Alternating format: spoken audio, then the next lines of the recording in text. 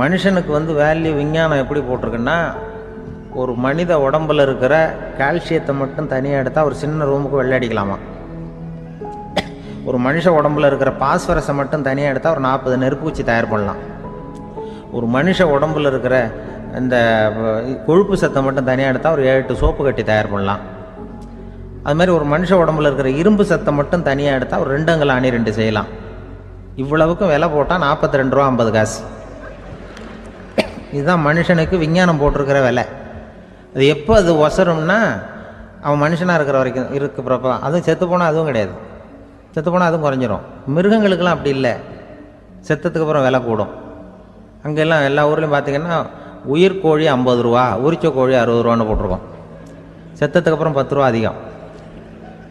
மனுஷனை வந்து நீ உயிர் மனுஷன் 42 ரூபா 50 காசு, செத்ததுக்கு அப்புறம் 52 ரூபான்னா நீயே வச்சுக்கிடாது, எனக்கு இது கண்டு போட்டு. அவன் வந்து எப்போ அவனுக்கு வேல்யூ கூடும்னா, மனிதனாக வாழும்பொழுது தான் வேல்யூ கூடும். குடும்பத்தில் வந்து அந்த பாசத்தோடு வாழணும்னு கடவுள்கிட்ட கேட்டு சொன்னாங்களே, அதுதான் இந்த சமூகங்கிறதும் ஒரு பெரிய குடும்பம்தான். அதனால தான் இந்த நாட்டுக்குள்ள பெருமையை எல்லாரும் ஒற்றுமையாக இருந்தால் எதையும் சாதிக்கலாம்ங்கிறது தான் இந்த நாட்டுக்குள்ள பெருமை. அப்படி நிரூபித்தோம். அதனால் சமூகங்கிறதும் ஒரு குடும்பம் மாதிரி இருக்கிறது தான் பெருசு.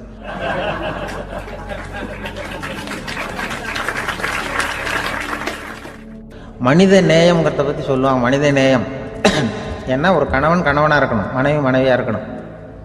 ஒரு மனுஷன் வந்து இன்றைக்கி வந்து மனிதனாக இல்லை, மனித நேயம் குறைஞ்சி போச்சு. குடும்ப உறவுகள்லாம் ரொம்ப மாறி போச்சுன்னு சொல்கிறேன். இப்போ நாகரிகத்தில் அப்படி தான் இருக்குது. ஒரு இதில் ஒருத்தன் என்ன பண்ணியிருக்கிறான், ஒரு சின்ன பையனை கொண்டு வந்தானா. ஒரு சின்ன பையன் பக்கத்தில் இருக்கான். ஒரு பெரியவர் கேட்டிருக்கார், யாரப்பா அந்த பையன் அப்படின்னு கேட்டிருக்கார். இவன் சொன்னான்னா, இந்த பையன் எனக்கு தூரத்து உறவுன்னு இருக்கான். சரி, தூரத்து உறவுன்னா எப்படி அப்படின்னு கேட்டிருக்கான். இந்த பையன் எங்கள் அப்பாவுக்கு 8வது புள்ள அப்படின்னானா. கூட பிறந்தவனே அவ்வளோ தூரமாக போயிட்டான், 8வதாக பிறந்தான். அப்படி இருக்கு குடும்ப உறவுகள்ங்கிறது. இப்போ சில இதெல்லாம் இப்போ ஜாதி மத வேறுபாடெல்லாம் வந்து நம்முடைய முன்னேற்றத்தை வந்து தடுக்கும். விலங்குகள் வந்து நம்மளோட மேலானது. அதான் ஒரு ஊரில் ஒரு சிவன் கோயில் இருந்து தான். சிவன் கோயிலில் அந்த புறாவெல்லாம் வளர்ந்துக்கிட்டு இருந்திருக்கு. அந்த மாடத்தில், சிவன் கோயில் மாடத்தில் புறாவெல்லாம் குடியிருந்திருக்கு. உடனே அதுக்கு கும்பாபிஷேகம் பண்ணுறதுக்காக ஊரில் திட்டம் போட்டாங்க. சிவன் கோயிலுக்கு வெள்ளடிக்க ஆரம்பித்தாங்க. வர்ணம் பூச ஆரம்பித்ததும் அதுக்கு சாரம் கட்டுவாங்கல்ல, இந்த குச்சியெல்லாம் வச்சு சாரம் கட்டுவாங்க. உடனே இந்த புறாவெல்லாம் என்ன பண்ணிச்சான், இனிமேல் நம்ம இங்கே வெள்ளை அடிக்கிறாங்க, கும்பாபிஷேகம் வருது, நம்ம இங்கே குடியிருக்க முடியாது, எதிர்த்தாப்புல எங்கே போகலான்னு பார்த்துருக்கு. இந்த உயரம் கோபுரத்தில் இருந்த புறாவெல்லாம் எதிர்த்தாப்புல ஒரு மாதா கோயில் இருந்திருக்கு, சர்ச்சு. அங்கே சில மாடங்களில் புறாவெல்லாம் இருக்குது, சில மாடம் இருக்குது. உடனே நம்மளாம் அங்கே போடும் கொஞ்சம் காலத்துக்குன்னு எல்லாம் புறப்பட்டு இந்த மாதா கோயிலுக்கு போயிடுது. அங்கே போனால் அங்கே இருக்கிற புறாவோடு சேர்ந்து இதுவும் குடியிருந்துட்டுருக்கு. கொஞ்ச நாள் என்னாச்சு, அங்கே கிறிஸ்மஸ் வந்துட்டுது.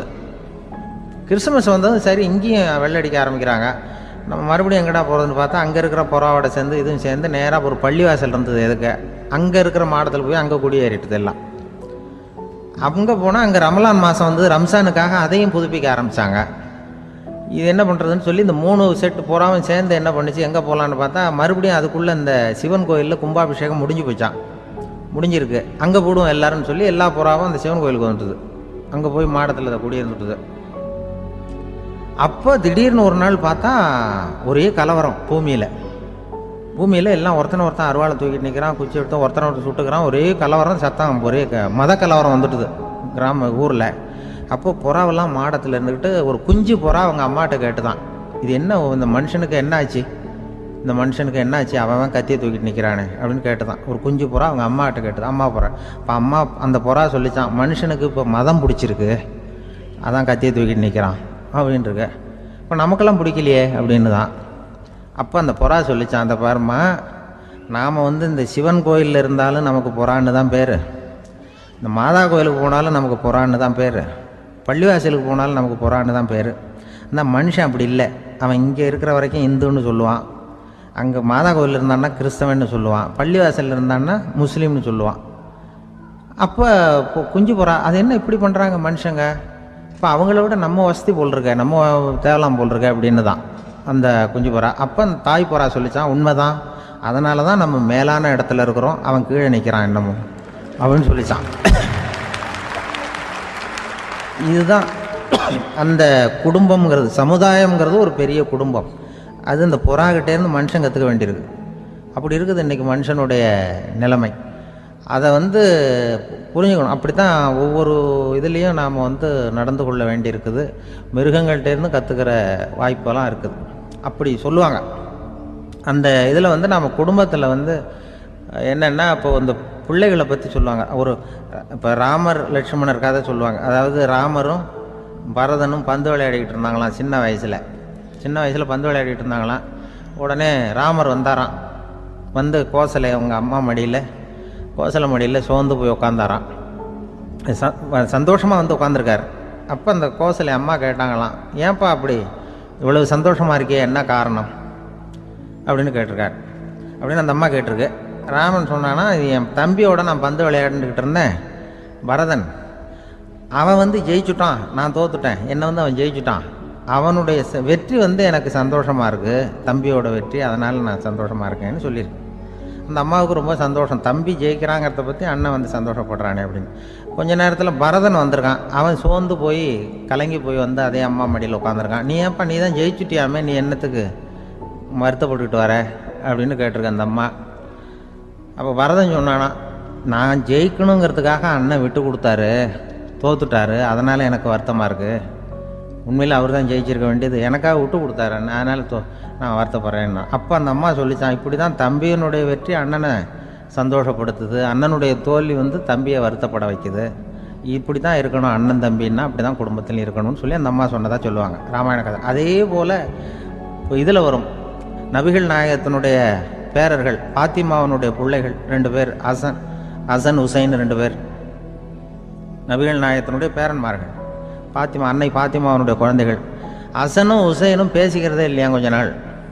இந்த அம்மாவுக்கு அதை பார்க்குறாங்க, ஏதோ அண்ணன் தம்பிக்குள்ளே ஏதோ தகராறு போல் இருக்கு, ஏன் பேசிக்க மாட்டேங்கிறாங்க அப்படின்னு சொல்லி அந்த பிள்ளைகளை கூப்பிட்டு வச்சு அந்த அம்மா புத்தி சொல்லிச்சான். இதை பாருப்பா, நீ அண்ணன் தம்பிக்குள்ளே இது மாதிரி இருக்கக்கூடாது. உங்கள் பாட்டனார் ஒரு புத்திமதி சொல்லியிருக்காரு, உனக்கு தெரியுமா? ஒரு முஸ்லீம் இன்னொரு முஸ்லீமோடு 3 நாட்களுக்கு மேல் பேசாமல் இருந்தால் அது அவனை கொலை செய்வதற்கு ஒப்பாகும் அப்படின்னு நபிகள் நாயகம் சொல்லியிருக்கார், தெரியுமா உனக்குன்னு அந்த அம்மா சொல்லிச்சான். அப்போ அந்த தம்பிக்காரர் சொன்னாராம், ஹுசைன் சொல்லியிருக்கார், அதுவும் எனக்கு தெரியும். அதே தாத்தா பாட்டனார் என்ன சொல்லியிருக்காருன்னா, அந்த 2 பேரில் யார் முதல்ல சலாம் சொல்கிறாங்களோ, யார் முதல்ல முன்னாடி பேசுகிறாங்களோ அவங்களுக்கு சொர்க்கம் கிடைக்கும், இறைவனுடைய ஆசி கிடைக்கும்னு சொல்லியிருக்கிறார். அந்த ஆசி அண்ணனுக்கு கிடைக்கட்டுமேங்கிறதுக்காக நான் பேசாமல் இருக்கிறேன் அப்படின்னா. அந்த ராமனும் பரதனும் எப்படி இருந்தாங்களோ அப்படி தான் ஹசனும் ஹுசைனும் இருந்திருக்கிறார்கள். அந்த பாசம்தான் குடும்பத்தில் வேணும். குடும்பத்தில் அண்ணன் தம்பி எப்படி நடந்துக்கணும், அம்மா பிள்ளை எப்படி நடக்கணும் அப்படிங்கிறது தான். ஏன்னா அம்மாவுக்கு எப்போதுமே பிள்ளைங்கள் அம்மா பக்கம்தான் இருக்கும். அம்மா பிள்ளைங்க தான் அதிகம். இதில் ஒரு பெரிய நீதிபதி இருந்தார் சென்னையில், உண்மையாக நடந்தது. சென்னையில் ரொம்ப காலத்துக்கு முன்னாடி காந்தி இருந்த காலத்தில் சென்னையில் ஒரு நீதிபதி, அவர் ஒரு நாள் கோர்ட்லாம் விட்டு ரொம்ப கஷ்டப்பட்டு ராத்திரி சும்மா போய் உடனே வீட்டுக்கு வரல. கோர்ட்டினுடைய நடவடிக்கை முடிஞ்சு வீட்டுக்கு வராமல் போய் எங்கெங்கேயோ போய் சுற்றிவிட்டு அந்த நண்பர்களோடு அப்படி உல்லாசமாக அப்படி கொண்டாடிவிட்டு நடுராத்திரிக்கு வந்திருக்கிறாரு வீட்டுக்கு 1 மணிக்கு.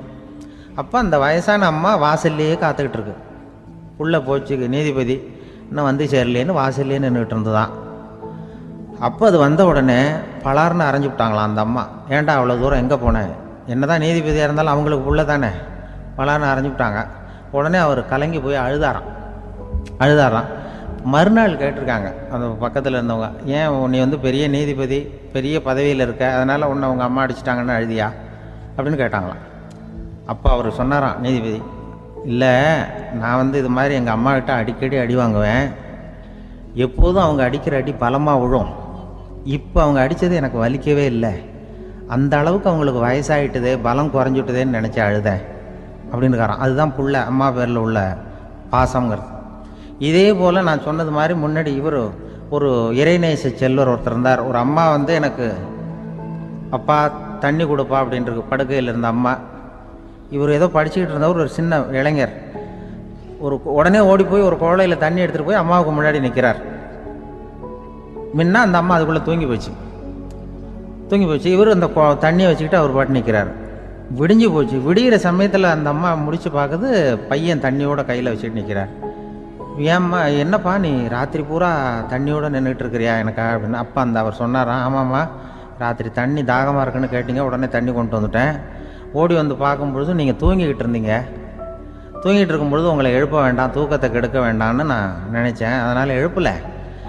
தூக்கம் முழிக்கிற சமயத்தில் உடனே தாகமாக இருக்கும், தண்ணி குடிக்கணும்னு ஆசைப்படுவீங்க, அதனால் தண்ணியை பக்கத்துலேயே வச்சுக்கிட்டு நிற்கிறேன் அப்படின்னு அந்த இளைஞர் சொன்னாராம். அப்படியே கட்டி பிடிச்சிட்டு நீ பிற்காலத்தில் பெரிய அறிஞராக வருவேன்னு சொல்லி அந்த அம்மா வரணும்னு சொல்லி இறைவனை வேண்டாங்களாம். அவர் தான் இஸ்லாமிய மார்க்கத்தில், தீன் மார்க்கத்தில் பெரிய ஆளானது. அதாவது ஷர்புதீன் யாஹ்யான்னு ஒருத்தர், ஒரு பெரிய இஸ்லாமிய பேரறிஞராக வந்தார். இப்படி அம்மா பேரில் பாசமாக உள்ளவங்களாம் இருந்தாங்க நிறையா. அப்படி அந்த குடும்பத்தில் அந்த பாசம் நேசம் எவ்வளவு இருக்கோ அவ்வளவுக்கு அவர்கள் உயர்வார்கள்ங்கிறது தான் நம்முடைய பெரிய இதெல்லாம் பெரியவங்கள்லாம் சொல்லியிருக்கிறது அதுதான். அதனால தான் அந்த கணவனுடைய பங்கு என்ன, மனைவியினுடைய பங்கு என்ன, பிள்ளைகளுடைய பங்கு என்னங்கிறத பற்றி ரொம்ப விவரமாக சொல்கிறதுக்காக தான் அதை பற்றி நாம் சிந்திக்க வேண்டிய நேரம் இதுங்கிறதுனால தான். இருக்கிற எல்லாருக்கும் வணக்கம். நான் இப்பொழுது தான் முதல் தடவையாக இந்தியாவை விட்டு வெளியில் வந்திருக்கிறேன்.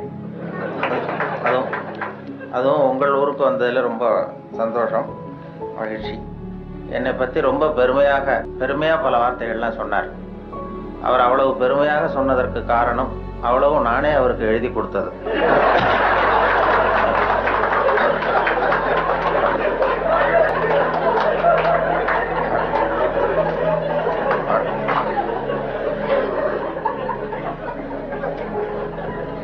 இவ்வளவு விவரமாக அவர் சொல்லுவார் என்று தெரிந்தால் இன்னும் கூட எழுதி கொடுத்திருப்பேன். அதனால அவருக்கு முதல்ல நன்றி சொல்ல வேண்டும். எனக்கு யாரும் பொன்னாடையெல்லாம் போத்துகிற பழக்கம் எனக்கு அதிகமாக அனுபவம் இல்லை, யாரும் போத்துறதில்லை. நானாக போய் பேசிட்டு வருவேன். இப்படிப்பட்ட பொன்னாடைகள் இங்கே ரொம்ப அபூர்வமாக போத்துனது, அதுவும் இந்த இடத்துக்கு ரொம்ப அவசியம். அது குளிர் அதிகமாக இருக்கிறது. நான் காசு கொடுத்து பொன்னாடை போத்திக்கிறது உண்டு சில இடங்களில். இதெல்லாம் கௌரவத்துக்காக போற்றப்படுகிற பொன்னாடை. காசு கொடுத்து பொன்னாடை போத்திக்கிறது உண்டு நாங்கள் இந்தியாவில். மாதம் ஒரு முறை இப்படி போத்திக்குவேன். அது யாருன்னா எனக்கு இந்த முடி வெட்டுகிற நண்பர்கிட்ட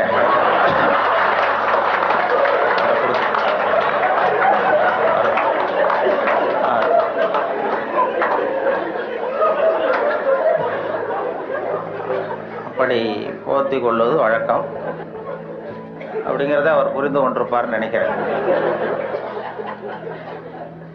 அதுக்கு பிறகு சரி நம்ம இனிமேல் உடம்பு பூரா கடிக்கிறதுக்கு முன்னாடி வந்துடுவோம் இங்கே அப்படின்னு சொல்லி இங்கே வந்துட்டார். இங்கே தான் அவர் கடிபடாமல் இருக்கிறார். அவருடைய சிந்தனை வித்தியாசமாக நான் பார்த்து அவருடைய புத்தகத்தை எப்பொழுதுமே இது மாதிரி புத்தகம் வெளியிடுன்னா அவங்க வெளியிடுற புத்தகத்தை பரீட்சைக்கு படிக்கிறது மாதிரி படிக்கிறது. அப்போ தான் அதை பற்றி விவரமாக தெரியும்னு சொல்லி படித்து வச்சுக்குவேன். அவர் புத்தகம் அது மாதிரி ஆரம்பத்தில் சொன்னது மாதிரி செய்திகளை கவிதையாக்கி இருக்கிறார்னு சொன்னாங்களே, அது செய்திகளை கூட கவிதையாக்கலை, செய்திகள் ஏற்படுத்தின உணர்வுகளை அவர் கவிதையாக்கியிருக்கிறார். செய்தி அப்படியே கவிதையாக்கிப்பில்ல. இப்போ அது மாதிரி இப்போது ஒரு இதில் எங்கேயோ ஒரு இடத்துல பவுன் கிடைக்கிது, பூமியில் காங்கோவிலேயே எங்கேயோ பொண்ணு கிடைக்கிதுன்னு மனிதர்கள் சல்லடை போட்டு அலசுகிறார்கள்னு ஒரு செய்தி. யாரோ மண்ணில் பொண்ணு கிடைக்குது, தங்கம் இருக்குன்னதும் மனிதர்கள்லாம் போய் கும்பலாக சல்லடை போட்டு சலிச்சுக்கிட்டு இருந்தாங்களாம். இது செய்தி. இதை இவர் பார்க்கும் பொழுது நானும் சலிச்சு பார்க்குறேன், ஒரு மனுஷன் கூட கிடைக்கலையே அப்படிங்கிறார். அதான் அது அப்படியே செய்தி ஆக்கலை. இவர் அதை தன்னுடைய உணர்வு, அதாவது தமிழில் கவிதை எழுதுறதுக்கு கொடுத்து வைக்கணும் ரொம்ப. என்ன காரணம்னா, மொழியியல் அறிஞர்கள்லாம் என்ன சொல்கிறாங்கன்னா, மொழியெல்லாம் தெரிஞ்சவங்க, மற்ற மொழிகளில் கவிதை இருக்கிறது, தமிழ் கவிதையாகவே இருக்கிறது அப்படின்னு சொன்னாங்க. அப்படி கவிதையாகவே இருக்கிற ஒரு மொழியில் கவிதை எழுதுறதுக்கு நாமெல்லாம் கொடுத்து வைக்கணும். தமிழர்களாக பிறந்ததுக்கும் கொடுத்து வைக்கணும். ஏன்னா நம்மளை விட மற்றவர்கள் நிறைய தெரிந்து வைத்திருக்கிறார்கள் தமிழை. அந்த வெளிநாடு போனவங்கலாம் சொல்லியிருக்கிறாங்க. அந்த இது நயாகரா போய் அமெரிக்காவில் நயாகரா பார்த்தவங்க போயிட்டு பார்த்துட்டு என்கிட்ட பேசும்போது சொல்லுவாங்க, அங்கே நயாகராவில் நல்வரவுன்னு தமிழ் எழுதி வச்சிருக்கிறாங்களாம். அவங்க போய் கேட்டிருக்கிறாங்க, எதுக்கு இந்த ஊரில் தமிழ் எழுதி வச்சிருக்கிறீங்களேன்னா, உலகத்திலே பெரிய அருவி இது, அதே மாதிரி உலகத்திலேயே பெரிய மொழி தமிழ், அதனால எழுதி வச்சிருக்கிறோம் அப்படின்னு சொன்னாங்க. அவங்களுக்கு தெரியுது. ஆனால் நம்ம ஊரில் இங்கிலீஷில் தான் எழுதி வைக்கிறோம் நம்ம. அது ஏன்னா அது இருக்கட்டும், இருந்துட்டு போட்டோம் அப்படின்னு. ஆனால் அப்படி எழுதினா தான் கௌரவமாக பார்க்குறாங்க. அதனால் அப்படி எழுத வேண்டியிருக்கு. வெளியூரில். அதே மாதிரி சில நாடுகளில், ஜப்பானில் ஒரு பல்கலைக்கழகத்தில் மோட்டோ அதுதான் யாதும் ஊரே யாவரும் கேளிருங்கிறது அவங்களுடைய கொள்கையா. அதை அப்படியே எழுதி வச்சிருக்கிறாங்களா, யாதும் ஊரே யாவரும் கேளிருங்க. அதை விட சர்வேயர்னு ஒரு விண்கலம் அனுப்புனாங்க செவ்வாய் கிரகத்துக்கு. சர்வேயர் செவ்வாய் கிரகத்தில் மனுஷன் இருப்பானா இல்லையான்னு சோதனை கண்டுபிடிக்கிறதுக்கு இங்கேருந்து அமெரிக்காவிலேருந்து நாசாவிலேருந்து விண்கலம் போச்சு. அப்போ என்னன்னா, அங்கே மனிதர்கள் நம்ம விட முன்னேறியவர்கள், நாகரிகத்தில் பெரியவங்கள்லாம் இருப்பாங்கன்னு ஒரு சந்தேகம் அவங்களுக்கு.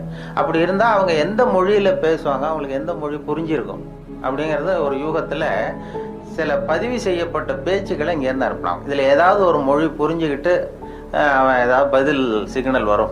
அங்கே இருக்கிறவங்க நம்ம விட மேலே முன்னேறியவர்களாக இருப்பாங்கன்னு சொல்லி, அப்படி சர்வேயரில் இங்கேருந்து விஞ்ஞானிகள், நாசா விஞ்ஞானிகள் பதிவு செய்த அனுப்பிய மொழிகளில் தமிழும் ஒன்று. ஏன்னா இது புரிந்தவர்கள் அங்கே யாராவது இருப்பாங்கன்னு அவங்களே எதிர்பார்த்தாங்க. ஏன்னா அவ்வளோ பழமையான மொழிங்கிறதுனால. அதே மாதிரி இயேசுவனுடைய வழிபாட்டு கொள்கைகள், 10 கட்டளைகள் அந்த ஒலிவ மலையில் 10 மொழிகளில் கல்வெட்டு மலையில் பொறிக்கப்பட்டிருக்கு. அதில் தமிழ் மொழியிலும் பொறித்திருக்கிறார்கள். இப்படிலாம் கேள்விப்படும்பொழுது அது பொறிக்க வேண்டிய இடத்துல நம்ம ஊரில் பொறிக்கலையேங்கிறது தான் கவலை. அப்படி நிறைய கேள்விப்படுகிறோம் அதை பற்றி. அப்படிப்பட்ட தமிழில் கவிதை எழுதுகிறதுக்கு அவர் கொடுத்து வச்சிருக்கிறார். அவருக்கும் அதை அவங்க அம்மையார் சொன்னாங்க, அவங்க எல்லாருடைய வெற்றிக்கும் ஒரு காரணம் பின்னாடி ஒரு பெண்மணி தான் பின்னாடி இருப்பாங்கன்னா, அவங்க அவருடைய வெற்றிக்கு அவருடைய மனைவி தான் காரணம் அப்படின்னு சொன்னாங்க. அது வாசகம் தான். நான் என்னுடைய வெற்றிக்கு கூட என்னுடைய மனைவி தான் காரணம். ஏன்னா நான் முக்கியமான விஷயம் எழுதும் பொழுதெல்லாம் அவங்க பிறந்த வீட்டுக்கு போயிடுவாங்க. ஏதோ ஒரு வகையில் எப்படியோ ஒரு வகையில் உதவி பண்ணுறது, அதுவும் ஒரு உதவி தான். அதாமல் செய்யாமல் செய்கிற உதவி. அதனால் அவர்களை இந்த நிலைமையிலும் நான் ரொம்ப நன்றியோடு நினைத்து கொள்கிறேன். நான் 2 நண்பர்கள் நாங்கள் ஊர் சுற்றி பார்க்கறதுக்காக வந்தோம். உங்கள் ஊர் அழகை பார்க்கறதுக்காக வந்தவர்கள். அதே நேரத்தில் இப்படி ஒரு வாய்ப்புக்கு அன்பழகன் அவர்களையும் சந்திக்கிறவர்கள். அவரும் ரொம்ப அழகானவருங்கிறது அப்புறம் தான் தெரிஞ்சது. ஊர் மட்டும் இல்லை, அவரும். அதில் என்ன பொறாமைன்னா, அவருக்கும் 60 வயசு, எனக்கும் 60 வயசு. என்னன்னா யாரும் அதனால் நான் வரும்பொழுது அவர் பக்கத்தில் உட்காந்துடக்கூடாதுன்னு நினச்சிக்கிட்டே வந்தேன். ஏன்னா அவர் பக்கத்தில் நான் உட்காந்தா எனக்கு ரொம்ப வயசானது மாதிரி தெரியுது. நல்ல வேலையாக என்னை தனியாக கொண்டு போய் அங்கே உட்கார வச்சது ரொம்ப மகிழ்ச்சி. அவர் நேற்று வரும்பொழுதே நானும் நண்பர்கள் 2 பேரோடு வந்தேன். இப்போ பொறியாளர் ஞானசுந்தரம் அவர்கள், தமிழகத்தினுடைய தலைமை பொறியாளராக இருந்து ஓய்வு பெற்ற வீரபத்திரன் என்கிற அண்ணாச்சி, அவர் வந்திருக்கிறார். 3 பேர் வந்தோம். அவர்கிட்ட அதான் கேட்டேன், என்னாச்சு இவருக்கு 60 வயசுன்னா நம்பவே முடியலையே அப்படின்னு சொல்லி நாங்கள் பேசிக்கிட்டோம். அவர் பார்த்ததும் இருக்கும் அண்ணாச்சி, அது நம்மளை ஒப்பிட்டு பார்க்காதீங்க, அது அவர் இப்படித்தான் பாருங்க, நம்மளை கம்பேர் பண்ணி பார்த்தா சந்தேகமாக தான் இருக்கு, அதை பார்க்க வேண்டாம்னு சொன்னார். அப்புறம் இன்னைக்கு பார்த்தோம், இன்னும் ஒரு 5 குறைஞ்சிட்டுது வயசு அப்படின்னு. நேற்று பார்த்ததை விட இன்னும் ஒரு 5 வயசு குறைஞ்சிட்டுதே அப்படிங்கிறது மாதிரி பேசிக்கிட்டோம் நாங்கள். அது ரொம்ப அபூர்வம், அழகாக. அதை மனசு சுத்தமாகவும் விட்டு அழகாக இருந்தால் தான் முகம் அழகாக இருக்கும். அது உள்ளத்தில் இருக்கிறது தான் மனசில் வரும். அந்த தெளிவான சிந்தனை, அந்த சிரிப்பு அவர் பார்த்தார். ஏன்னா வயசு குறையறதுக்கு எனக்கு சந்தேகம், எப்படி ஒரு குறைஞ்சிது நேற்றை விடனா, வயசு குறையறதுக்கு இது வரைக்கும் யாரும் மாத்திரை கண்டுபிடிக்கல, மாத்திரை கத்தரி சாப்பிடுவாரோ அப்படின்னாரு. இன்றைக்கு முக்கியமான தகவல் நான் தாமதமாக வந்தது தான். இருந்தாலும் இந்த இன்று ஒரு தகவல் என்கிற நிகழ்ச்சி வானொலியில் 14 ஆண்டுகள் சென்னை வானொலியில் ஒலிபரப்பானது, இடைவிடாமல் நாள்தோறும் 14 ஆண்டுகள் தொடர்ந்து ஒலிபரப்பானதுக்கு காரணம் என்னை வேறு எந்த நிலையத்துக்கும் மாற்றாமல் இருந்தது தான் காரணம். அது தினம் காலையில் ஒரு 5 நிமிஷங்களுக்கு சொன்னோம். அது தொடங்கியதே ஒரு வேடிக்கையான விஷயம். நான் கேன்டீனில் வந்து சாப்பிட்டுக்கிட்டு இருக்கும்பொழுது சக ஊழியர்கள்ட்ட பேசிக்கிட்டு இருந்தேன். நீங்கள் இனிமேல் வந்து ரேடியோவில் ரொம்ப சிரமப்பட்டு நிகழ்ச்சிகள் தயார் பண்ண வேண்டாம், ஏன்னா தொலைக்காட்சி வந்து விட்டது, அதனால் எல்லோரும் அதை தான் பார்க்க போகிறாங்க, நாம் ஒன்றும் அதிகமாக சிரமப்பட வேண்டியதில்லைன்னு சொல்லிகிட்டு இருந்தேன் வேடிக்கையாக. இது எங்களுடைய இயக்குனர் காதுக்கு போயிட்டுது. உடனே அவர் கூப்பிட்டு இது மாதிரி பேசிக்கிட்டு இருந்தியாமேன்னாரு. ஆமாம் சார்ண்ணே, நாளையிலேருந்து உனக்கு 5 நிமிஷம் காலையில் ஒரு நேரத்தை ஒதுக்கி தர்றோம், ஜனங்களுக்கு உபயோகமான விஷயத்தை சொல்லு அப்படின்னு சொல்லி என்கிட்ட ஒதுக்கி கொடுத்தார். இந்த தவளை தன் வாயால் கேடும்னு சொல்கிறாங்கல்ல, அது மாதிரி அந்த கேன்டீனில் பேச போய் அவரை சொன்னேன். அவர் ஆரம்பிக்கும் பொழுதே இன்று ஒரு தகவல்னு ஆரம்பிக்கலாம், தினம் ஒரு 5 நிமிஷம் பேசினார். சார், இது நான் ஏற்கனவே விவசாய ஒலிபரப்பினுடைய பொறுப்பாளராக இருக்கிறேன், விவசாய நிகழ்ச்சிகளுடைய ஒலிபரப்பு பொறுப்பாளர். அதையும் பார்த்துக்கிட்டு இன்று ஒரு தகவலையும் சொல்கிறதுங்கிறது சிரமமாக இருக்கும், அதனால் ஒரு வாரம் ஒரு நேரம்னு வைத்துக்கொள்ளலாம்னு சொன்னேன், வாரத்துக்கு ஒரு நிகழ்ச்சியாக. இல்லை நீயே சொல்ல வேண்டாம், தொடர்ந்து 1 மாதம் சொன்னால் போதும், அடுத்த மாதத்துக்கு வேறொரு பொறுப்பாளரை நியமிச்சுடலாம் அப்படின்னு சொல்லி தான் அவர் என்கிட்ட அந்த பொறுப்பை படித்தார். 1988 ஜூலை 1 இதை தொடங்கணும். ஜூலை 30 இந்த கடைசி நேரத்தில் போய் இயக்குனர்கிட்ட சொன்னேன், என்னுடைய கடமை முடிஞ்சது, வேறு அடுத்த ஒரு ஏற்பாடு பண்ணுங்கன்னு சொல்லி. அப்போ ஐயோ அதை நான் மறந்துட்டேன், திடீர்னு இப்போ இன்றைக்கி நாளைக்கு வேறு ஒருத்தட்ட ஒப்படைச்சோம்னா அவர் சிரமப்படுவார், அதனால் இந்த ஆகஸ்ட் மாதமும் நீயே சொல்லிட்டு வா, செப்டம்பரில் மாற்றிக்கலாம்னு சொல்லி சொன்னார். நான் ஆகஸ்ட் 15 போய் சொல்ல ஆரம்பித்தேன், சார் எங்களுக்கு சுதந்திரம் கொடுங்க, எனக்கு சுதந்திரம் கொடுங்கன்னு.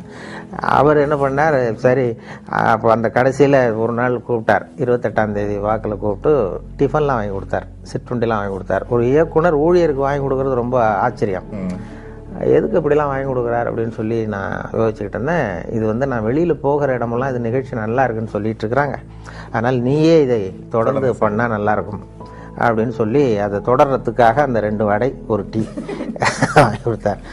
அந்த 2 வடைக்கும் டீக்கும் நன்றி உள்ளவனாக இது வரைக்கும் ஒரு 14 ஆண்டுகள் சொல்லிகிட்டு இருக்கேன். அது வேண்டாம்னு சொல்கிறப்ப நிறுத்திக்கலாம்னு அவர் சொன்னார்.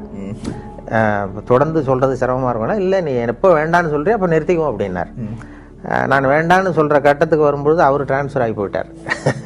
அதனால் அதையும் சொல்ல முடியல. 14 ஆண்டுகள் இது ஆரம்பத்தில் எனக்கு சுமையாக தெரிஞ்சுது, ஏன்னா ஒரே நிகழ்ச்சியை தினந்தோறும் சொல்ல வேண்டிய கட்டாயம் இருக்கேன்னு. அப்புறம் அது சுகமாக போச்சு, ஏன்னா அது பழக்கப்பட்டு போச்சு. அதுக்கிடையில் இந்த பார்வையற்றவர்கள்லாம் வந்து என்னை தேடி வர ஆரம்பித்தார்கள்.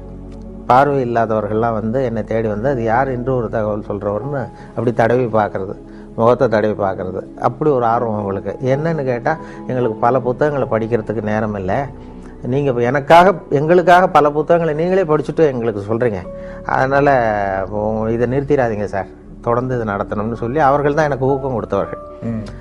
அதனால் ஒரு ஊக்கமும் வந்துட்டது, இதை விடக்கூடாதுன்னு சொல்லி தொடர்ந்து அதை உற்சாகத்தோடு செய்ய ஆரம்பிச்சிட்டேன். இப்போ எனக்கு பிடிச்ச தகவல், ஒரு இது மாதிரி ஒரு பேட்டியில் தான் என்னை கேட்டார்கள். ஒரு அங்கே இப்போ சென்னையில் வந்து இந்த இப்போ நையாண்டி தர்பார், அரிகிரி அசம்பிளின்னு இந்த வேடிக்கையான நிகழ்ச்சிகள் இருக்கு இல்லையா, அப்போது அந்த அரிகிரி அசம்பிளி நீங்கள் நேர்கள் இந்த 2 பேர் வந்து நம்மளை எப்படி கிண்டல் பண்ணிக்கிட்டே இருப்பாங்க, ஏதாவது பதில் சொல்லிகிட்டே இருக்கணும். அப்போ அவர்கள் கேட்டாங்க, எங்களுக்காக ஒரு தகவல் சொல்லுங்களேன் அப்படின்னு அந்த 2 பேரும் என்ன கேட்டாங்க. அப்போ சொன்னேன், அந்த தகவல் வேணா இப்போ சொல்கிறேன். அது என்னென்னா, ஒரு ஊரில் திடீர்னு ஒருத்தருக்கு 2 பேருக்கு ஏதோ தலைவலி, அவர் மருத்துவமனைக்கு வந்திருக்கிறாங்க 2 பேரும். டாக்டர் எங்களுக்கு வந்து தலை வலிக்குது, என்னென்னு பாருங்கள் அப்படின்னு சொல்லி கேட்டாங்க. டாக்டர் சோதனை பண்ணி பார்த்ததும் மூளையில் கோளாறு இருக்குது, அதனால் அதை பிரித்து எடுத்து சரியாக மறுபடியும் சரி பண்ணி பொருத்தணும், அதனால் உங்கள் 2 பேரும் இங்கே அட்மிட் பண்ணுறேன்னு சொல்லி அங்கேயே படுக்க வச்சு அந்த 2 பேருடைய தலையை திறந்து மூளையை தனியாக எடுத்து கொண்டு போயிட்டார், லேபரேட்டரி கொண்டு போனார், பரிசோதனை சாலை கொண்டு போய் அதில் சிகிச்சையெல்லாம் பண்ணி மறுபடியும் கொண்டு வந்து இதில் பொருத்திடுறேன்னு எடுத்துகிட்டு போயிட்டார். எல்லாம் சரி பண்ணி கொண்டு வந்து பார்த்தா அந்த 2 பேருமே காணும். இந்த வெறும் தலையோடு இருந்தாங்கல்ல, எங்கேயும் ஆளே காணும். ஐயோ அந்த 2 பேரும் என்ன ஆச்சுன்னு சொல்லி அந்த 2 மூளையும் சரி செய்த மூளையை இது ஃப்ரிட்ஜில் வச்சுட்டார், குளிர்சாதன பெட்டியில் வச்சு அவங்க எப்போவாவது கண்டுபிடிச்சி அவங்களுக்கு பொருத்தி விடணும்னு சொல்லி வச்சுட்டார். அவங்கள தேடிட்டு இருக்கிறார், ஆளை காணுமே, நம்ம ஆஸ்பத்திரி வந்து 2 பேர் இந்த வெறும் தலையோடு ஓட்டானேன்னு சொல்லி. ரொம்ப நாள் கழித்து, ஒரு 6-7 மாதம் கழித்து அவங்கள ஒரு கடத்தரில் 2 பேர் பிடிச்சிட்டாரு. இவரே டாக்டரே போய் பிடிச்சிட்டாரு. இங்கே வாங்கப்பா, உங்களை எவ்வளோ நாளாக எங்கே தேடிட்டு இருக்கிறோம், உங்கள் மூளை 2 அங்கே பத்திரப்படுத்தி வச்சுருக்கிறேன், இந்த 6 மாதமாக என்ன பண்ணிக்கிட்டு இருந்தீங்க அப்படின்னு கேட்டார். அப்போ அவங்க சொன்னாங்க, அரிகிரி அசம்பிளி நடத்திக்கிட்டு இருந்தோம் சார் அப்படின்னு சொன்னாங்கன்னு சொன்னேன். அதோட நிகழ்ச்சியை முடிச்சுக்கிட்டாங்க அவங்க, மறுபடியும் என்ன கேள்வி கேட்கல. இல்லை, மனப்பாடம் எனக்கு படிக்கிற காலத்துலேருந்தே சரியாக வராது, அதனால தான் பலமுறை ஃபெயிலாக இருக்கிறேன் தேர்வில். இது இப்போ வானொலி சாதனம் எனக்கு ரொம்ப பொருத்தமாக இருந்தது. எழுதி வச்சுக்கிட்டு தான் படிக்கிறது வழக்கம், எழுதுறது அப்படியே படிக்கிறது இல்லை, வரிக்கு வரி, கொஞ்சம் அந்த பேச்சு வழக்குக்கு மாற்றிக்கிறது வழக்கம். அதனால் வானொலி வந்து எனக்கு அதுதான் என்னுடைய பலமாக இருந்தது. ரொம்ப காலம் வரைக்கும், ஒரு 7-8 வருஷம் என்று ஒரு தகவல் சொல்லுகிற வரைக்கும் என்னுடைய முகம் வெளியில் தெரியாது, இப்போ தெரியாது, யார் சொல்கிறாங்கங்கிறது தெரியாது. அதனால் இப்போ பேருந்துகள்லேயும் யாராவது இதை பற்றி பேசிக்கிட்டு போகிறத நான் காதில் கேட்டிருக்கிறேன். அப்படி அதனால் எனக்கு முகம் தெரியாத வரைக்கும் எனக்கு கொஞ்சம் பலமாக இருந்தது. தினசரி இப்போ எங்கள் வானொலி நிலையத்தில், சென்னை வானொலிக்கு யாராவது ஒரு 10 பேராவது வருவார்கள் தேடி வர்றது. அந்த அங்கே உள்ள இது சுற்றுலா வர்றவங்க வானொலி நிலையத்துக்கும் வருவார்கள். அப்படி வரும்பொழுது இந்த இன்னும் ஒரு தகவல் சொல்கிறவர் யார், அவர் முகத்தை பார்க்கணும்னு வருவாங்க. அப்படி தினம் 10 பேராவது வந்து முகத்தை பார்க்கணும்னு சொல்லி பார்த்துட்டு போகிறது உண்டு. அதில் என்ன ஒரு அதிசயம்னா, ஒரு தடவை வர்றவங்க அடுத்த தடவை வர்றதில்லை. அதனால் அது ஒரு என்னுடைய யாராவது திரும்பி வருவாங்களான்னு பார்க்குறது உண்டு, வர்றதில்லை. அதனால் நமக்கு முகத்தை காட்டாமல் இருக்கிற வரைக்கும் தான் மரியாதை அப்படிங்கிறது மாதிரி வச்சுருந்தேன். அவசியமாக என்ன ஆயிட்டுன்னா ஒரு காலத்தினுடைய ஒரு கட்டத்தில் ஒரு கட்டாயமாக சில தொலைக்காட்சிகள் வர வேண்டிய சூழ்நிலை வந்தது. அதுக்கு பிறகு என்னை தேடி வருகிறவர்களுடைய எண்ணிக்கையும் குறைஞ்சிட்டது. அதாவது நானே இளம் வயதில் மயில்வாகனனுடைய ரசிகன். மயில்வாகனம்ங்கிற அவர் அந்த இலங்கை வானொலி தான் கேட்டுக்கிட்டு இருப்போம், அறிவிப்பாளரை கேட்டுக்கிட்டு இருப்போம். நான் சின்ன பையனாக இருக்கும் பொழுது வானொலியில் தினம் அதை வச்சு, அப்போ பெரிய பெட்டி, இப்படி சின்ன பெட்டிலாம் இருக்காது. எங்கள் வீட்டுக்கு தான், எங்கள் கிராமத்துக்கே முதல் தடவையாக அந்த வானொலி பெட்டி வந்தது. அதை ரொம்ப பத்திரமா ஒரு அறையில் பூட்டி வச்சு அதுக்கு ஒரு பூட்டு போட்டு தினம் மாலையில் கேட்போம். இலங்கை வானொலி தான் கேட்குறது. அப்போ மயில்வாகனுடைய குரல் எங்களுக்கு இளைஞர்களுக்கு நிறைய பேருக்கு பிடித்தம். நாங்கள் நேயர் இருக்க விருப்பம்லாம் எழுதி போடுவோம், எங்களுக்கு பிடித்த பாடல்களை ஒளிபரப்புங்கள்னு சொல்லி அதெல்லாம் எழுதி போட்டிருக்கிறது உண்டு. அவர்கள் சொல்கிறது அதுதான் இப்போ ஒலிபரப்புக்கு ஒரு ஒலிபரப்பு எப்படி இருக்கணுமோ அப்படி இருந்தது இலங்கை வானொலிங்கிறது தான் உண்மை. இந்திய வானொலியில் கொஞ்சம் அந்த செயற்கைத்தனங்கள் அதிகம் அது இருந்தது. அப்புறம் இப்போ காலப்போக்கில் இப்போ நாங்கள் மாற்றிட்டோம், ரொம்ப இயல்பாக பேசுகிற பழக்கத்துக்கு வந்துட்டோம்.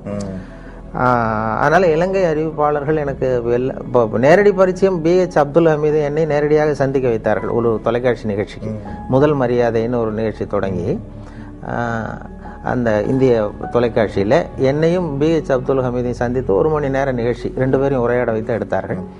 அப்போது இது போன்ற கருத்துக்களை பரிமாறிக்கிட்டோம். அதனால் இலங்கை வானொலி அறிவிப்புங்கிறது ரொம்ப இயல்பானதுங்கிறது உண்மை. இப்போ எங்களுக்கு என்னென்னா அந்த இப்போ வானொலியில் 3 விதமாக குரலை பயன்படுத்த சொல்லி பயிற்சி கொடுத்துருக்கிறார்கள். வானொலியில் குரலை மட்டுமே உபயோகப்படுத்துகிறவர்கள் 3 விதமாக பண்ணலாம்னு சொல்லி, அதாவது ஒன்று அறிவிப்பு, விவரிப்பு, நடிப்புன்னு சொல்கிறது, அனௌன்ஸ்மெண்ட், ஆக்டிங், நடுவில் நேரேஷன் அப்படின்னு சொல்லி பிரித்து கொடுத்துருக்குறாங்க. அறிவிப்புன்னு வரும்பொழுது ஒன்றை அறிவிக்கும் பொழுது என்னுடைய அபிப்பிராயம் என்னங்கிறது தெரியக்கூடாது. ஒரு அறிவிப்பாளருடைய தகப்பனார் அமைச்சர்னு வைங்களேன், அந்த அமைச்சர் அன்று காலையில் கொல்லப்பட்டிருக்கிறார்னு வச்சுக்கோங்க, சுட்டு கொல்லப்பட்டார். அந்த செய்தியை அந்த அமைச்சருடைய மகன் அறிவிப்பாளராக இருந்து வாசிக்கிறார். அவர் அழக்கூடாது, அதாவது சுட்டு கொல்லப்பட்டு தன்னுடைய தந்தைங்கிற உணர்வு ஒரு முகத்தில் தெரியக்கூடாது. அந்த அறிவிப்பில் தன்னுடைய ஈடுபாடு, தன்னுடைய அபிப்பிராயம், அல்லது 2 நாடுகளுக்கு இடையே போர், அதை பற்றி அறிவிக்கிறோம், நாம் எந்த நாட்டுக்கு சார்போ அல்லது அதுக்கு ஆதரவாளனா இல்லையா அப்படிங்கிறது தெரியக்கூடாது. இப்போது பீகாரில் வெள்ளம்னு படிக்கிறோம், வெள்ளம் வந்துட்டுதேங்கிறது நம்ம அழுதுகிட்டே படிக்கக்கூடாது. விவசாய அறிவிப்பில் ஒரு பூச்சி விழுந்துட்டுது, அந்த பூச்சிக்கு பாதிப்பு அதிகமாக இருக்குங்கிறதுனால நம்ம சோகத்தை காட்டக்கூடாது. இது அறிவிப்பில் உள்ளது. நடிப்பில் நானாக இருக்கிறது இல்லை, கம்ப்ளீட்டாக நான் வீரபாண்டிய கட்டபொம்மன்னா அது கட்டபொம்மனாகவே மாறிடுறோம். இது 2க்கும் இடைப்பட்டது விவரிப்புங்கிற இதில் கொண்டு வராங்க. விவரிப்பு என்னென்னா இப்போ கிரிக்கெட் கமெண்ட்ரி, அப்போ லேசாக உற்சாகத்தை காட்டலாம் ஒரு உற்சாகமான நேரங்களில், அல்லது ஒரு பெரிய தலைவர் இறந்துட்டார், அதுக்கு நேர்முக வர்ணனை கொடுக்குறோம். இப்போ நான் எம்ஜிஆர் இறந்த பொழுது நான் நேரடி வர்ணனை கொடுத்தேன். அந்த கடைசியாக அந்த அடக்கம் பண்ணுகிற இடத்துல நான் இருந்தேன். அது மாதிரி வர்ணனை கொடுக்கும் பொழுது கொஞ்சம் அந்த சோகமும் இழையோடணும், அதில் நம்முடைய உணர்வையும் காட்டணும் இல்லையா. சுத்தமாக அறிவிப்பு மாதிரி எனக்கு அதுக்கு சம்பந்தம் இல்லைங்கிறது மாதிரி சொல்லக்கூடாது, இருக்கக்கூடாது. அதனால் 3 வகையை பிரித்து இந்த குரலை வெளிப்படுத்தும்படியாக எங்களுக்கு பயிற்சி கொடுத்தார்கள். அதனுடைய விளைவு தான் என்னென்னா, பல இடங்களில் நாங்கள் எங்களுக்கு சம்பந்தம் இல்லாத மாதிரியே சொல்ல ஆரம்பித்தோம். அதுதான் நீங்கள் கேட்ட கேள்வி. அதனால் இப்போ இலங்கை வானொலியில் அப்படி இல்லை, அந்த இது மாதிரியான பிரிவில் உற்சாகமாக நீங்கள் என்ன நினைக்கிறீர்களோ உற்சாகமாக சொல்லலாம். அதுதான் கேட்பதற்கும் சுவாரஸ்யமாக இருக்கும்.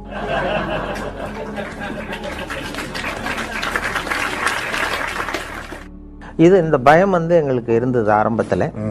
ஆனால் எங்களுக்கு வருகிற விளம்பர வருவாய் குறையல.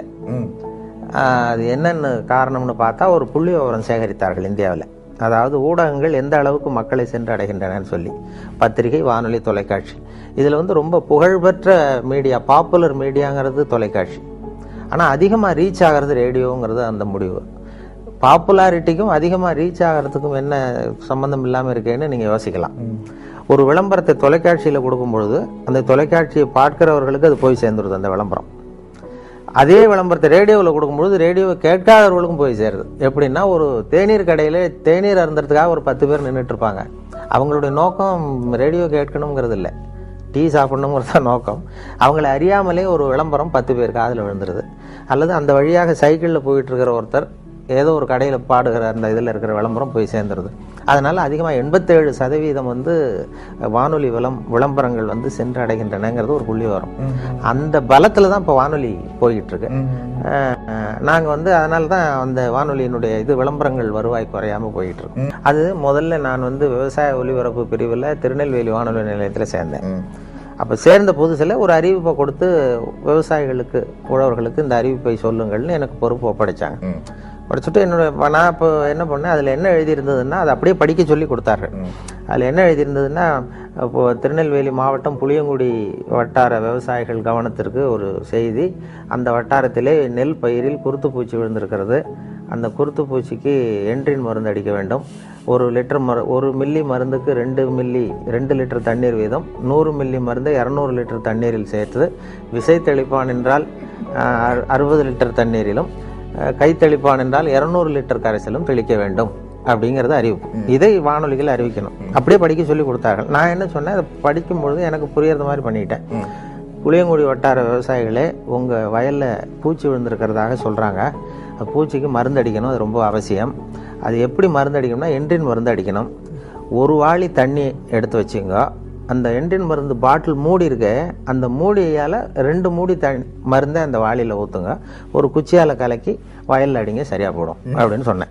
அதாவது மில்லி கணக்கை விட்டுட்டு, ஒரு வாளிங்கிறது 18 லிட்டர் 20 லிட்டர் தண்ணீர், ஒரு மூடிங்கிறது 4 மில்லி மருந்து. அதனால 1 வாளி தண்ணிக்கு 4 மூடி மருந்து அல்லது 2 மூடி மருந்துன்னு நான் கணக்கு சொல்லி போட்டேன். அப்போ அங்கே இயக்குநர்களாக இருந்தவங்க, என்னுடைய அதிகாரிகள், இது இப்படிலாம் வானொலியில் பேசுவது தவிர, இப்படி மொழியை கொச்சைப்படுத்தக்கூடாது, ரொம்ப அது துல்லியமாக சொல்லணும், சயின்டிஃபிக்காக சொல்லணும் அப்படிங்கிறது மாதிரி அவர்கள் என்ன கொஞ்சம் இது பண்ணாங்க. சரி சார், நான் திருத்தி கொள்கிறேன்னு சொல்லியிருந்தேன். அதுக்கு பிறகு அந்த புளியங்குடி வட்டாரத்திலேருந்து விவசாயிகள்லாம் வந்தாங்க வானொலி நிலையத்துக்கு. வந்து அவங்க இப்போ அதிகாரிகள்கிட்ட பேசும்பொழுது, சார் ரொம்ப காலமாக இந்த விவசாய அறிவிப்புலாம் கேட்டுக்கிட்டு இருக்கிறோம், ஆனால் இப்போ தான் நீங்கள் என்ன சொல்கிறீங்கன்னு எங்களுக்கு புரியுது விளங்குதுன்னு. அப்போ அவங்களே அதிகாரிகளே பார்த்து என்கிட்ட, நீ இனிமேல் இந்த விவசாய நிகழ்ச்சியில் மட்டும் வேணா அப்படி பேசு, மற்ற இதில் வேண்டாம் அப்படின்னு சொல்லியிருந்தாங்க. அதுக்கு மட்டும் அனுமதி கொடுத்தார்கள். அப்படி ஆரம்பிச்சது தான் அது. அப்புறம் அந்த பேச்சு வழக்குங்கிறதுக்கு ஒரு அங்கீகாரம் கிடைச்சிட்டது. அதாவது பாரதியாரே பேசுவது போலவே எழுதுவது சிறப்புன்னு சொல்லி ஒரு இடத்துல சொல்லியிருக்கிறார். ரேடியோ லாங்குவேஜ், வானொலி மொழிக்கே ஒரு இலக்கணம் உண்டுன்னு சொல்வார்கள். ஒரே வரி இலக்கணம். என்னன்னா, நாம சொல்றது கேட்கறவங்களுக்கு புரியணும், அதுதான் அதனுடைய இலக்கணமே. அவர்கள் பாஷையில அவர்களுக்கு புரிகிற மாதிரி பேசுறது தான் வழக்கம். அதுல அதுதான் வானொலிக்கு அவசியம். வானொலிக்கு நான் எழுத்தாளராக போனேன். விவசாய ஒலிபரப்பு பிரிவுக்கு ஸ்கிரிப்ட் எழுதி கொடுக்கறது, படிகள் எழுதி கொடுக்குற வேலைகள், அதாவது நிகழ்ச்சி அமைப்புகள். ஆனால் அங்கே எனக்கு ஒப்படைக்கப்பட்ட வேலை நிகழ்ச்சி தயாரிப்பு வேலைகளையும் கொடுத்தாங்க. அதுக்கு பிறகு எடிட்டர் அப்படின்னு சொல்லி ஆசிரியருங்கிற பொறுப்பில் சென்னை வானொலிக்கு மாற்றலாகி வந்தேன்.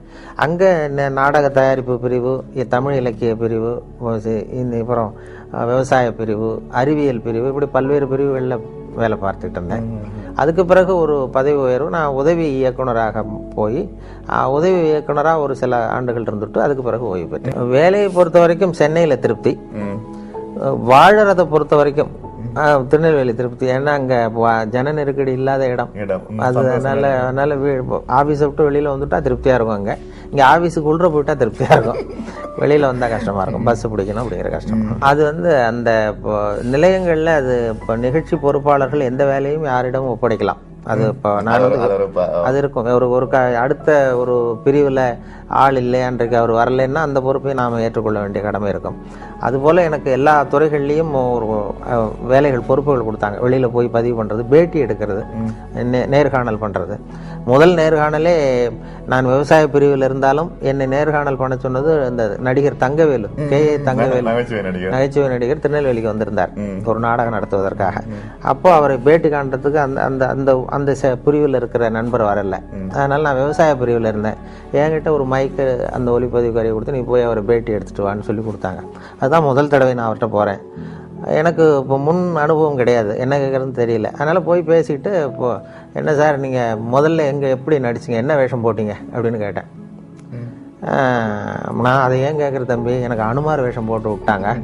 ஒரு நாடகத்தில் அனுமார் வேஷம் போட்டு ஒரு ஸ்டூலை போட்டு ஒரு மூலையில் உட்கார வச்சுட்டாங்க. மற்றவங்கெல்லாம் வசனம் பேசிகிட்டு இருக்கிறான், எனக்கு வசனமே கொடுக்கல. நான் மட்டும் அனுமார் வேஷம் போட்டு மூலையில் உட்காந்துருக்கேன் ஸ்டூலில். இதுதான் எனக்கு கொடுத்த முதல் வேஷம்னார். நான் சொன்னேன், அப்படின்னா ரொம்ப கஷ்டப்பட்டு நடிச்சிருப்பீங்க போல் இருக்கே சார், சிரமப்பட்டுன்னு. அதில் என்ன சிரமம் தம்பி, அதான் வசனம் கிடையாது, அனுமார் வேஷம் சும்மா உட்காந்துருக்கிறது தானேன்னார். இல்லைங்க, அனுமார் வேஷம் போட்டுவிட்டு சும்மா உட்காந்துருக்கிறது கஷ்டம் இல்லையாங்க. அப்போ சரி சார், நான் என்ன மாதிரியே பேசுகிறேன் நீ அப்படின்னார். அப்போ எனக்கு உற்சாகமாக இருந்தது அந்த முதல் நேர்காணலே. என்ன மாதிரியே பேசுகிறேன்னார். அதனுடைய விளைவு என்னென்னா, அவருடைய கடைசி படத்துக்கு நான் தான் குரல் கொடுக்க வேண்டிய கட்டாயம், அவர் மாதிரியே பேச வேண்டிய ஒரு நிலைமை. பெரிய மருதுன்னு ஒரு சினிமா படத்தில் அவர் நடிச்சுட்டு இறந்துட்டார். அப்போ அவருடைய குரலுக்கு கொடுக்கணும்னு சொல்லி என்ன தான் அழைச்சிட்டு போய் அவருக்கு குரல் கொடுத்தேன். அவர் ஆரம்பத்தில் என்னை மாதிரியே பேசுகிறேன்னு சொன்னதும் அவரே மாதிரியே பேச வேண்டிய ஒரு சந்தர்ப்பம் கடைசியில் கிடைச்சதும் ஒரு பெரிய எதிர்பாராத ஒரு ஒற்றுமை. அவர் கலந்து கொண்ட கடைசி நிகழ்ச்சி கூட என்னுடைய மகளுடைய திருமணம் தான். மேடை பேச்சு ரொம்ப ஒரு அசௌகரியமான நிலை தான். இப்போ எனக்கு நான் ரேடியோவில் தான் பேசி பழக்கமே தவிர மேடையில் அனுபவம் இல்லை. ஆனால் ரேடியோவில் பேசுகிறதுனால இவர் மேடையிலையும் பேசுவார் போல் இருக்குன்னு சொல்லி கட்டாயப்படுத்தி கொண்டு போய் மேடையை ஏற்றி விட்டாங்க. அதனுடைய விளைவு தான் அப்படி பேசிட்டு இருக்கிறது. மேடையில் இப்போ ரொம்ப நேரம் பேசுகிறவர்கள்லாம் குறைச்சல். முன்னாடிலாம் மணிக்கணக்கில் பேசிக்கிட்டு இருந்தால் பொறுமையாக கேட்பாங்க. இப்போ இப்போ எல்லாமே சுருக்கமாக முடியணுங்கிறது மாதிரி. இந்த ஒரு தகவலே கொஞ்சம் புகழ்பெற்றது காரணம் சுருக்கமாக முடிகிறதும் ஒரு காரணம். 5 நிமிஷங்களில் முடிச்சுக்கிறோம். அதே தினம் 1 மணி நேரம் இன்னொரு தகவல் சொல்கிறேன் அப்படின்னு ஆரம்பிக்கிறதா வச்சுக்குவோம். பொறுமையாக கேட்க மாட்டாங்க. அதனால் மேடை பேச்சுங்கிறது இப்போ ரொம்ப நேரம் பொறுமையாக உட்கார்ந்துருக்கிற மனோபாவம் இல்லை. அதனால தான் வேடிக்கையாக கூட சொல்லுவாங்க, ஒரு மேடை பேச்சாளர் ரொம்ப நேரம் பேசிகிட்டு இருந்துட்டு ரொம்ப சார் மன்னிச்சிங்க சார், நான் கடிகாரத்தை கூட பார்க்க மறந்துட்டேன் இருக்கார். கேட்டுக்கிட்டு இருந்தவர் சொன்னாராம், ஏன் கடிகாரத்தை தான் பார்க்க மறந்தேன், பின்னாடி மாட்டிருக்கிற கேலண்டரையாவது பார்க்கக்கூடாதான் அப்படின்னாராம். அப்படின்னா வாரக்கணக்கில் பேசிகிட்டு இருக்கிறான்னு அர்த்தம். அப்படி அந்த பொறுமை இழந்த எல்லாம் அவசர யுகம். அதனால் எதையும் சுருக்கமாக தெளிவாக சொல்லுவது முக்கியங்கிற நிலைமை வந்துட்டுது. அதனால் மேடை பேச்சுக்கு வரவேற்பு இருக்கு தமிழகத்திலையும். சரி, அதிக நேரம் காத்துக்கிட்டு இருக்கிறதுக்கு மக்கள் தயாராக இல்லை. அரசியல் இல்லை. இளம் வயதில் எனக்கு அந்த சில பொது உடைமை கட்சிகள் ஈடுபாடு இருந்தது மாணவ பருவத்தில். அதன் பிறகு இதுவரைக்கும் எந்த கட்சியிலுமே இதுவரைக்கும் ஈடுபட்டதில்லை. நான் கொஞ்ச காலம் படித்து முடிச்சுட்டு விவசாய அதிகாரியாக 3 வருஷம் இருந்தேன். அதுக்கு பிறகு உள்ளூர் பஞ்சாயத்து போர்டு பிரசிடெண்ட்டாக இருந்தேன். ஊராட்சி மன்ற தலைவராக 7 வருஷம் இருந்தேன். 1970 77 வரைக்கும். அப்போ எலெக்ஷனில் நின்றேன் உள்ளூரில், கட்சி சார்பு இல்லாமல் நின்று உள்ளாட்சி மன்ற தலைவராக இருந்தேன். அப்போ சில அரசியல் கட்சிகள்லாம் வாங்க அப்படின்னு சொல்லி, இப்போ இந்த எம்ஜிஆர் அப்போ தான் புதுசாக கட்சி தொடங்கியிருந்தார், அதிமுகன்னு சொல்லி. அந்த கட்சி அமைப்பாளர்கள் கிராம பகுதியில் உள்ள படித்த இளைஞர்களெல்லாம் கட்சியில் சேர்க்கணும்னு முயற்சி பண்ணாங்க. அப்போ என்னையும் சேர சொல்லி கேட்டாங்க.